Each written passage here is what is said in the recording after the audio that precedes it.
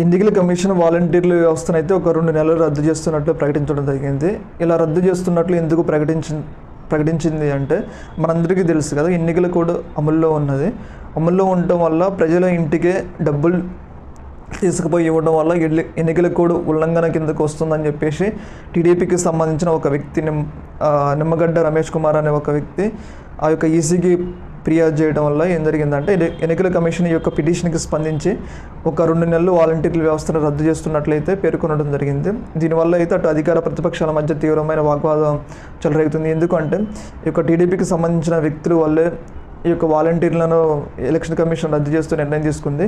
దానివల్ల ఇంకోసారి టీడీపీ వస్తే ఏపీలో మీకు పింఛన్లు రావని చెప్పేసి వైసీపీ అయితే అటు టీడీపీని బ్లేమ్ చేసి ప్రజల్లోకి వెళ్ళే విధంగా ప్రయత్నిస్తున్నట్టు మనకైతే క్లియర్గా తెలుస్తుంది.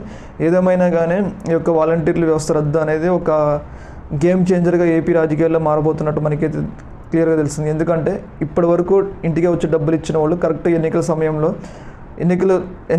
ఇంటికి వచ్చి డబ్బులు ఇవ్వకపోవడం వల్ల మరొకసారి సీఎం జగన్మోహన్ రెడ్డి కనుక సీఎం కాకపోతే మనకి చాలా తీవ్రమైన నష్టం జరిగిద్దని వాలంటీర్లు మరియు పేదలు భావించడం వల్ల దానివల్ల ఆ ఓట్లు మరొకసారి వైసీపీకి పడటానికి ఛాన్స్ ఉందనేది మనకి అయితే క్లియర్గా అర్థమవుతుంది. ఏదేమైనా కానీ ఈ యొక్క వాలంటీర్లు రద్దు అనేది ఏపీ రాజకీయాల్లో ఒక కీలకంగా